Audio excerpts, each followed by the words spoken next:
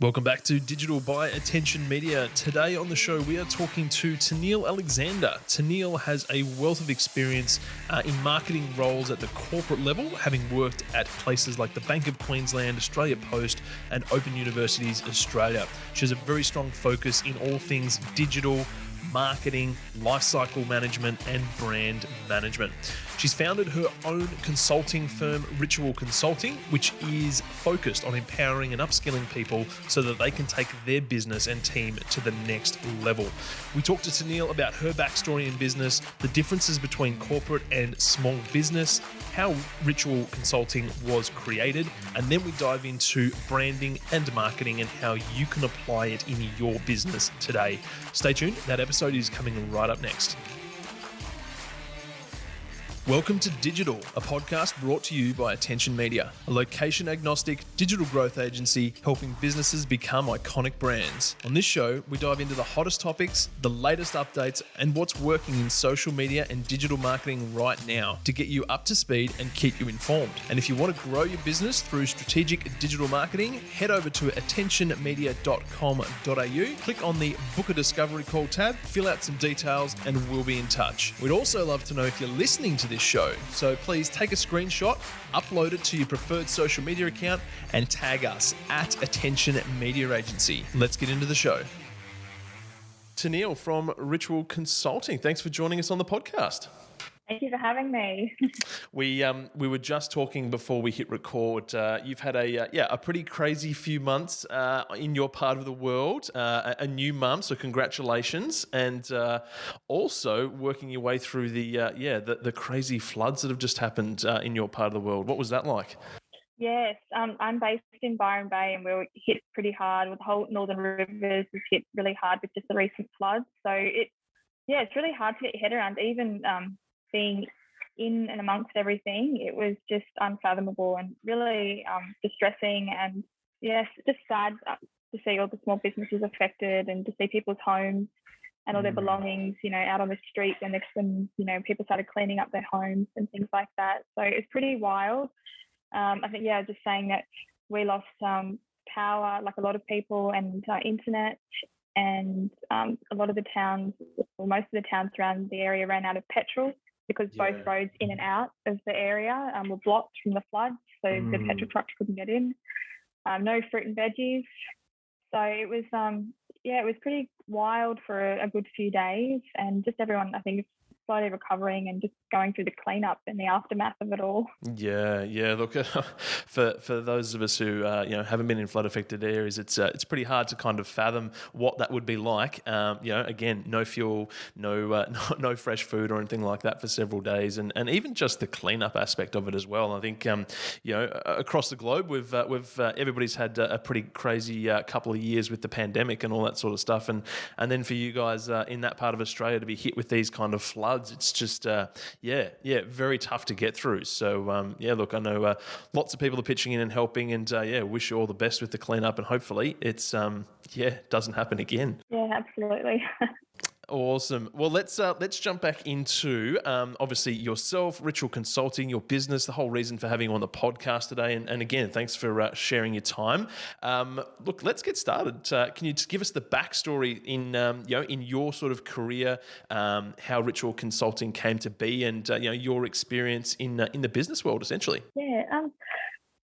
So I guess I actually started my career in advertising. I did a Bachelor of Business Marketing, so I was always interested in that space, and landed, I guess, in a role in advertising in Brisbane. Mm-hmm. So I started my career there, and I guess I loved the communication and the branding side of things. Also was always fascinated by, I guess, the consumer behaviour component of marketing, which is very much focused on in advertising, because it's all about really understanding, your audience and the mindset and that sort of thing. Mm-hmm. I went into corporate marketing roles as well, so I kind of bounced between advertising and marketing. So I went client side and agency, and I really liked, I guess, the marketing side of things, because you're more in the driver's seat, and you have more I guess, control and access to all the different arms of marketing, not just advertising, which is a component of marketing, the bigger picture.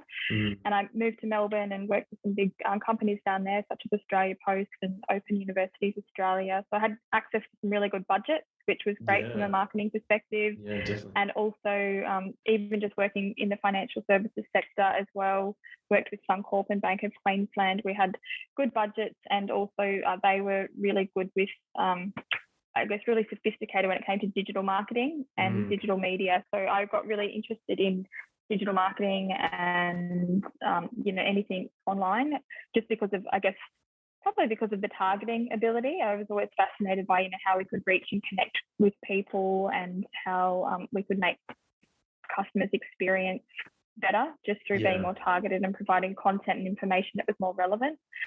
But I guess when I hit Melbourne, probably like most people that were, I guess I've always been quite driven, and I had a lot of burnout as well. So I was very much burning the candle at both ends, and I like to work hard and fast and keep kind of, I guess, climbing. And I had my own personal goals. So when I hit Melbourne, I had a really great senior role in Australia Post and started up a whole new department for consumer marketing for the company. But I had pretty big burnout, and was working really long hours, and it just took its toll, as it does. And I took a bit of a break and did a yoga teacher training course.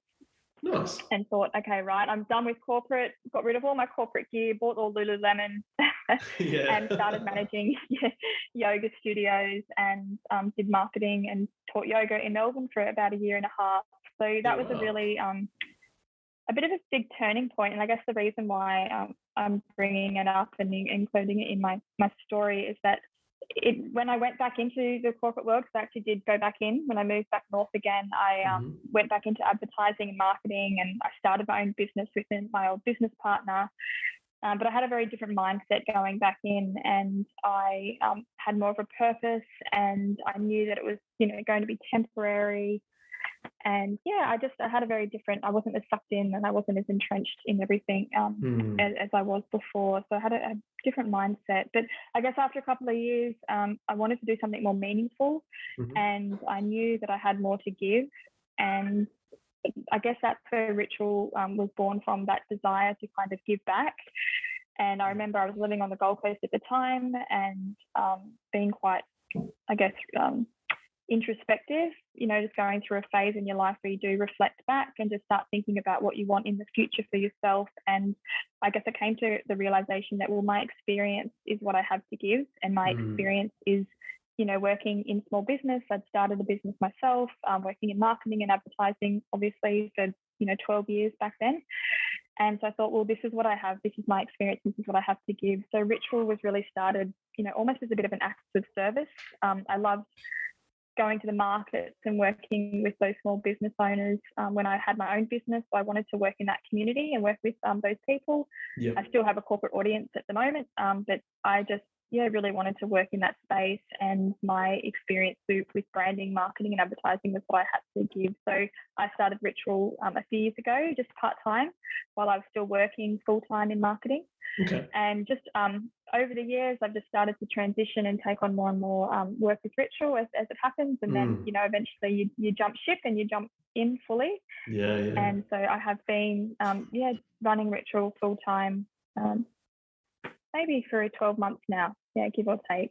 So it's been great. And it feels, when you have those moments in your life where you feel things are just aligned and they're flowing and you're in the right place, and even though you might not be moving as fast as you want to, or you're not, kicking off your goals as quick as you would like, you're in the right lane.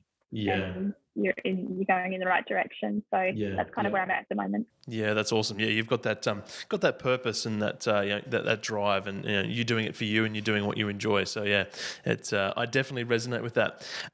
Before we dive into Ritual a little bit more, I'd love to sort of go back and touch on obviously your experience in the corporate level, and obviously with quite large companies as well.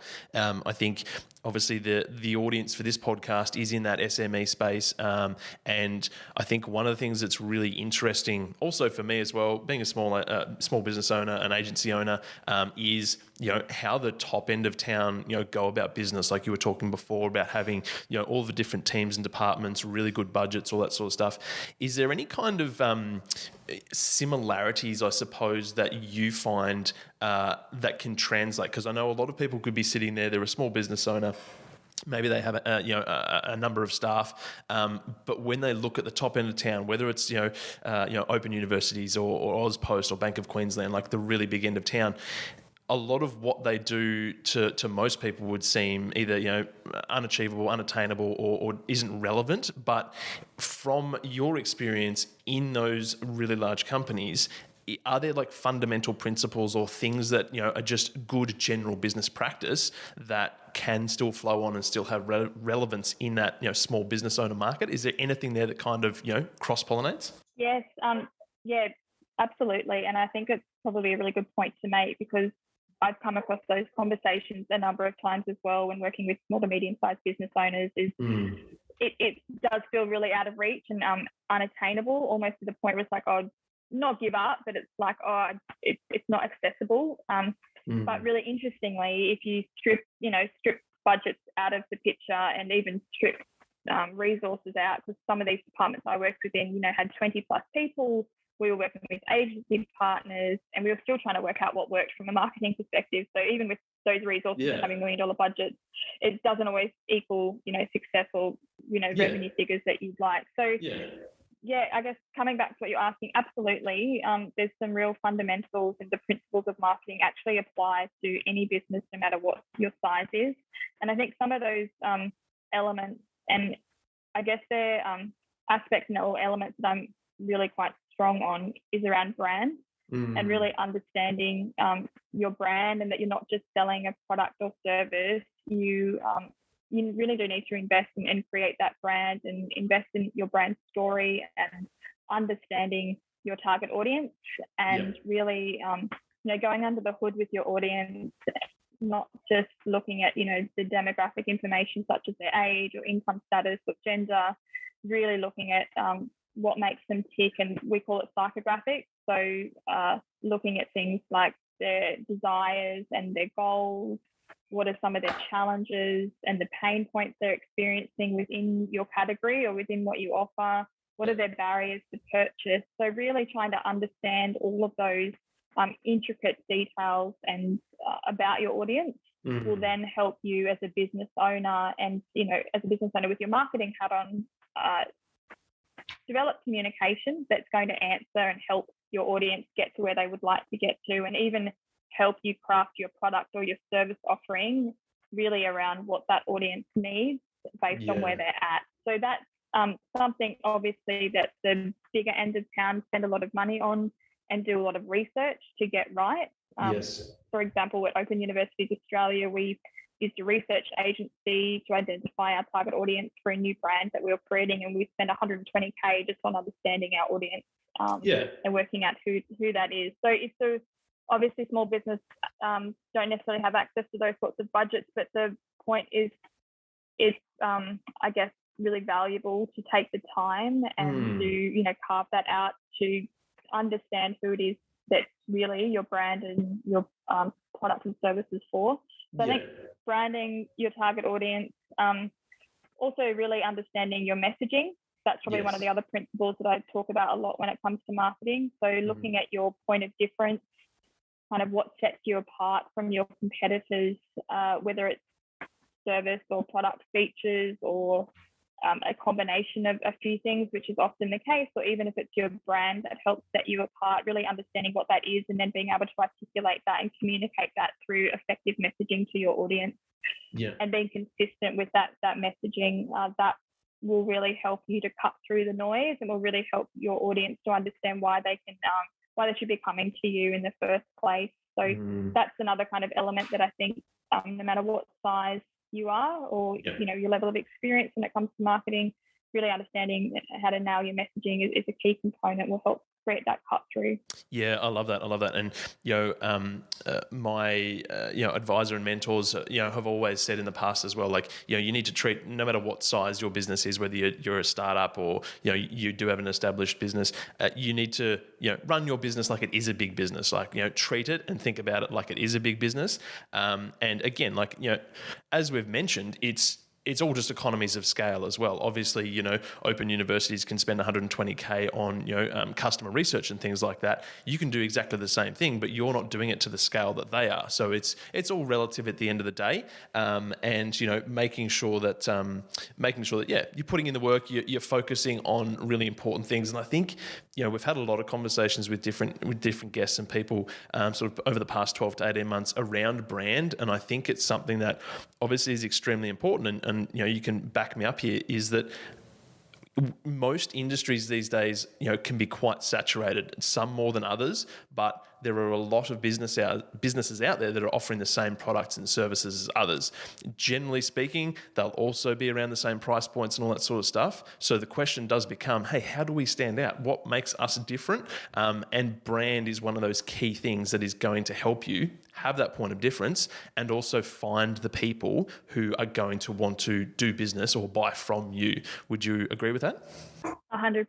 I've sat in a number of different boardroom tables where I've had execs ask that exact same question. We offer the same product as so-and-so competitors, the same pricing. How do we differentiate? How do we create cut through? And as a marketer, I really believe in the power of branding and, all of the aspects of brand, whether it's brand strategy, brand personality, your tone of voice, all of that is actually going to help you create differentiation in market.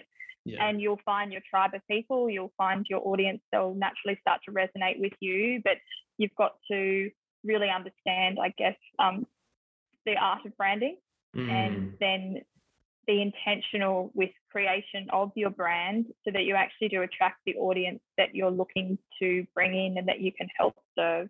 So I think that's also one of the other benefits of actually investing in your brand and understanding that process is that it will help, bring the right audience to you because you've been intentional about,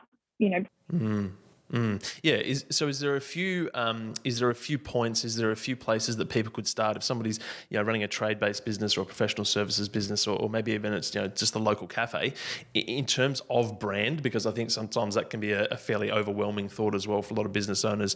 They're trying to manage staff, keep the cash flow going, all that sort of stuff. Then all of a sudden it's like, right, I've got to have a brand as well and a brand strategy. And where do I start? So, is there a couple of pointers or tips that you can share? Just for, that needs to be included when we're talking about brand for a business? Like, where do people start? Yeah, absolutely. I break branding down into two components. So you can think of brand inward focused or internal and external. Nice. So internal is in the industry, sometimes also called brand strategy. So internal aspects of your brand are, your vision, your mission, your values, those sorts of things. So even as a business owner, if you can look at those internal aspects of your brand and think about your vision, where it is that you're headed, what is that kind of big aspirational statement that your business is going to be working towards and your staff can kind of get behind. Your mission statement, that's very much obviously the what, and concerned with the now and the tangible aspects. So what it is you're actually doing as a business that's going to help you get to that vision and get to the direction you want to go. And that will help you understand what it is exactly that you're offering as well. And then your values. So, what is it that's important to you as a business or a brand? And I find values are probably one of the most important aspects of that internal focus of the brand because they can really steer and influence, a range of different things in your business and your marketing. For example, your content, what you're communicating really needs to be on brand and should be aligned with those values. So, for example, if you care about innovation or you care about community, if that's what's important to your brand, how is that translating across your different touch points? How does that translate into the development of your product? How does that translate into your content strategy and what you're posting on social media and your emails, that are going out, for example? So that inward focus, I would be looking at, vision, mission, values at a minimum, getting that right. And then the second component of branding, I think about brand identity. So that's the external, so what you look like and how you present yourself to the world. So making sure you've got a style guide. So, having consistency with your logo, color palette, font selection, graphic devices, photography, all those sorts of things are going to help present an image or present your brand to your audience and help you attract the right audience and create that point of difference in market. Yep. The other thing around brand identity is just, I guess, making sure that you're consistent across all of those touch points and that you're also looking at your tone of voice. So how do you sound, across those different touch points, the language that you're using, that's going to help create your brand and that brand identity. And it's also going to help you attract the right audience. So they're probably, a few pointers when it comes to investing in your brand. Think about your internal focus and your external focus. Yep, love that. And then obviously that all has, the flow-on effects in helping you set up how you will then market your business as well. Because as you said, what you stand for, what you stand against, what your values are, and then also how you're going to communicate all of that to the world. So that's a great place. A lot of people will get stuck with their marketing as well. Hey, what do we post on social media? What do we write blogs about? And you can use your brand strategy to effectively, influence that, right? That's the starting point. They're the stepping stones. So when it comes to marketing, same thing. Do you have a few points, regardless of sort of, what size the business is? Are there a few tips? Are there a few places that people need to start, when it comes to their marketing strategy and how they're presenting themselves to the world, essentially? Absolutely. So again, it doesn't matter what size budget or how big or small the business is. I've often found when I develop marketing strategies and plans for businesses that I look at foundations.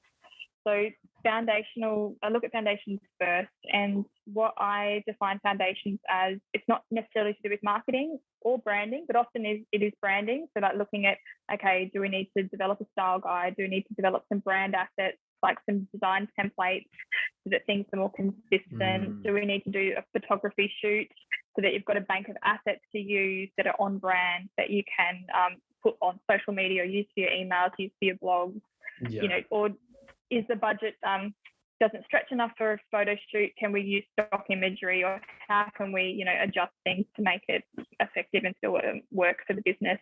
So I look at foundational aspects. They can also, run into operations. So for example, do we have the right systems and platforms set up that we need to be able to market ourselves effectively? Because if you don't, then especially if you're doing paid media, it can be a lot of money down the drain if you don't have your reporting platform set up, if you're not capturing your leads, in a sophisticated or even in an effective way. You could be missing out on opportunities that are going to hinder your marketing efforts. So I always look at foundations first, look at things that we need to, just like hygiene factors for businesses, right? Let's do A, B, and C, get that done. And then I look at marketing. Okay, how can we actually market the business once we've got these foundational aspects kind of down pat, or at least, in our plan?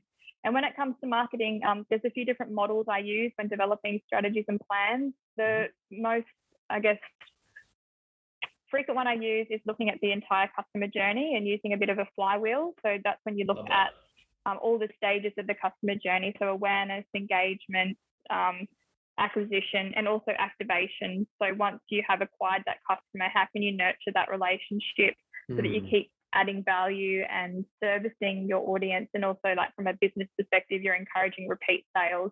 And from a marketing perspective, you're hopefully creating brand advocacy and loyalty, and those advocates are going to help do the job in bringing in more business. So it's this nice wheel that just keeps spinning. The more momentum and the more activity you get, the more momentum you get with the wheel and the more customers you get coming in. So I use that kind of model, that framework, to go through and look at those different phases. And then I ask, okay, right, what initiatives from a marketing perspective can we be doing that are going to help grow awareness to the brand? What initiatives can we do that are going to help drive engagement? So is that creating a lead magnet? Is that doing regular emails? Is that looking at our direct marketing activity? Is it having a social media presence, and so on? And going around the wheel and just asking those questions and looking at the marketing initiatives relevant to each of those phases. And then also, obviously, making sure those initiatives and recommendations tie back into the brand and also tie back into the business objectives and goals that we set right at the beginning, so that everything's aligned. Because marketing essentially is there to help support the business and to deliver on those business goals. And if it's, product sales or, service, whatever, marketing's there to help support those business objectives. So I always look at it from the customer's perspective, look at that journey, and that helps give me guidance and a framework to work on what initiatives we can focus on essentially. Yeah, 100%. Yeah, where the holes are. Yeah, and I think it's that's a great analogy as well. Like your marketing is should be creating an ecosystem where I think a lot of the times we can kind of forget about post acquisition, the customer kind of becomes a second thought, or when we're thinking about our marketing, we're thinking about our marketing from a purely front end perspective. How can we reach new people, more people, get more customers?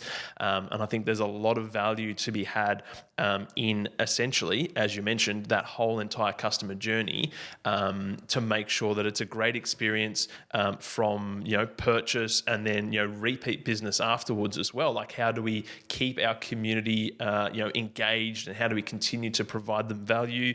There's that stat that goes around, it's 7 times easier to either keep a customer or have a repeat purchase from a previous customer than it is to acquire a new one. So that's something as well where I feel like a lot of businesses can often get caught up in hey, we've got to market to more people, we've got to get new customers in the door. It's like, hey, well, you've already got a community, you've already got a customer base. What's happening there to keep those guys engaged and continue to have repeat purchases? So love that analogy.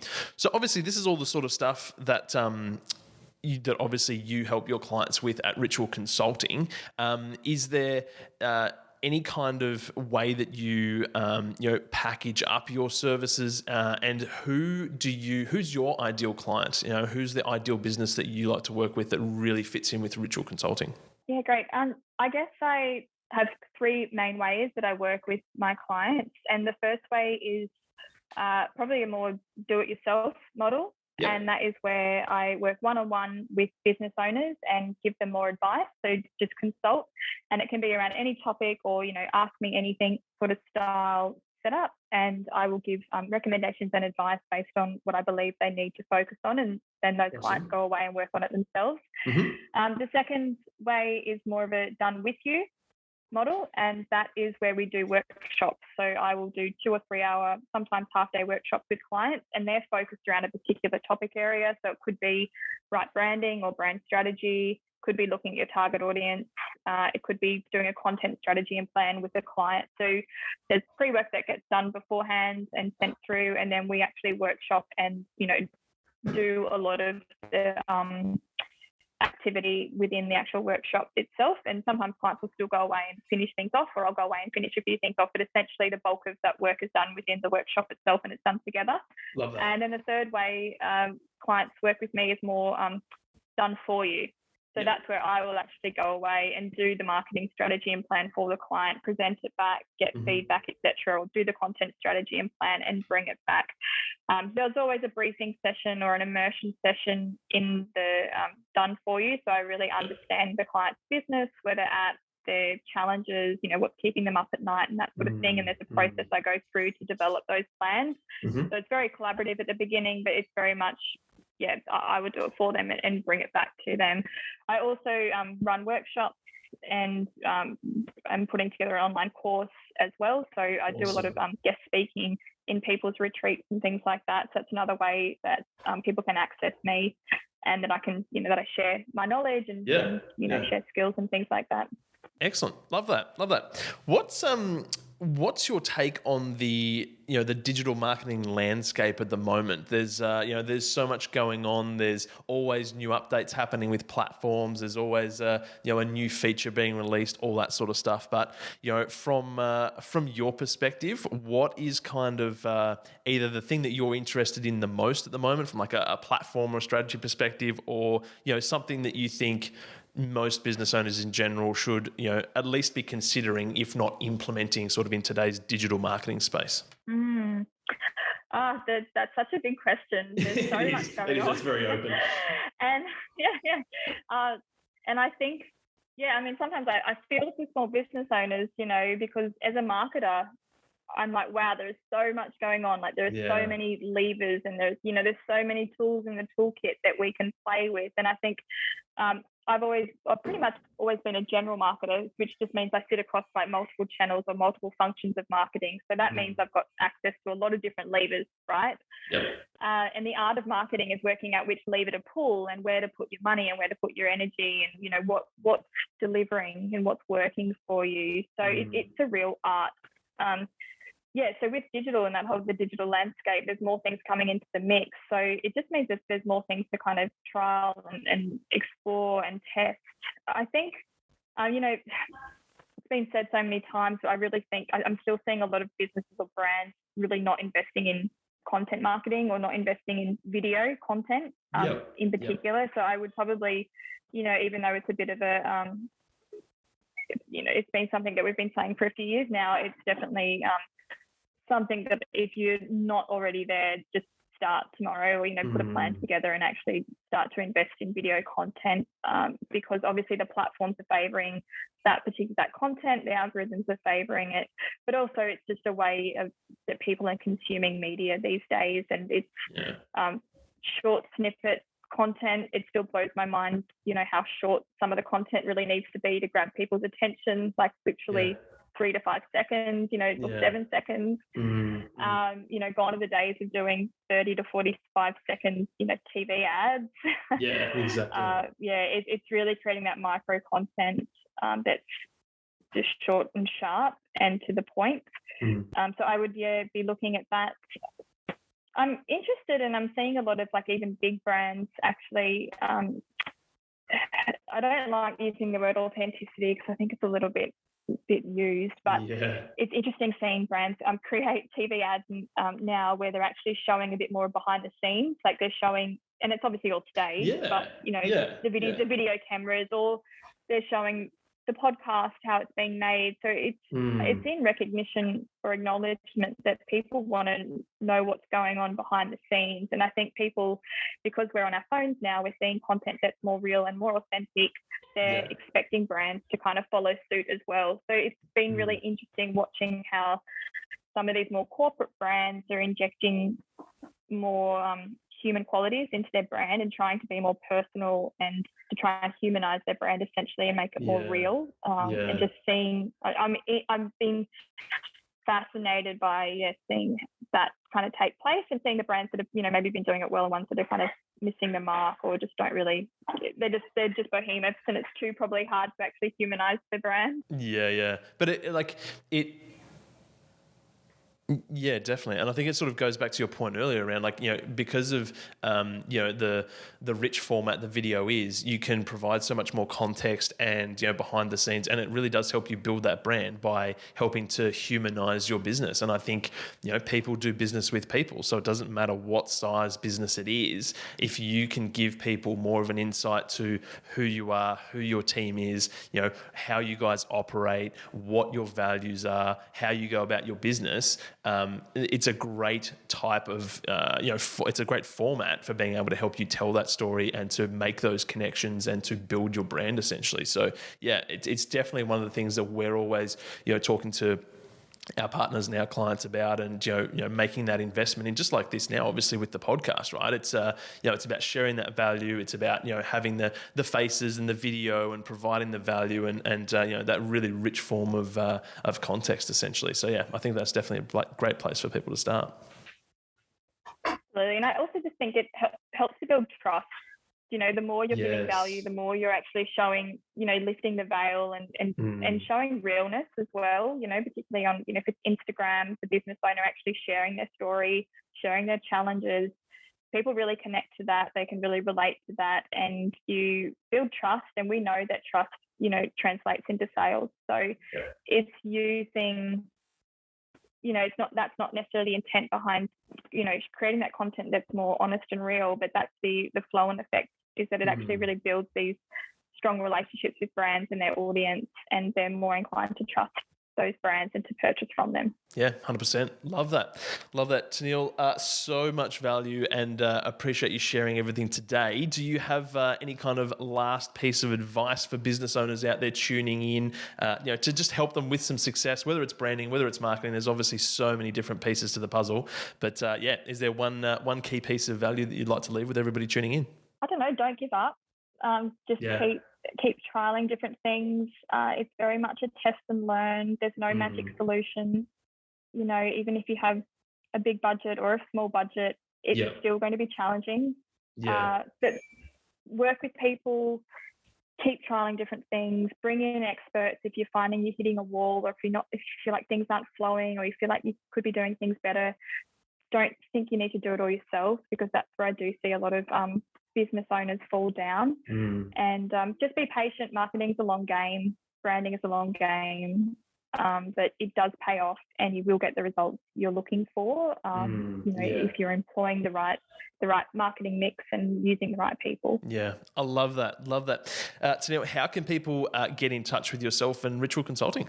Best way is to follow us on Instagram, Ritual Consulting. That's where you'll get access to, regular content, and you can DM us for comments. I'm pretty active on there myself, and so is the team. Otherwise, online, our website, we've got some great resources that are free, and where we put the latest website workshops, I should say, and course offerings online. So our website is ritualconsulting.com.au, and otherwise email hello@ritualconsulting.com.au. I'm always on the other side and happy to have a chat. I do initial calls as well with people if you just have a question, or if you want to just bounce something with me, or see whether or not you need help with something. Just jump on the phone and we can have a free initial call, and we can go from there. Love that. Tyneal, thank you so much for joining us on the podcast. Wonderful. Thanks so much for having me. So that's it for another episode. Thank you so much for tuning in. As we mentioned, we'd love to get your thoughts and feedback on this episode. You can do that by heading over to our Instagram @AttentionMedia Agency and letting us know what your thoughts. Send us a message. We'd love to hear from you. We'd also love to know what you'd like us to talk about in upcoming episodes. So send us your topic ideas. We are always interested. And if you'd love to know more, head over to the website attentionmedia.com.au. That's all for now. We'll see you in the next episode.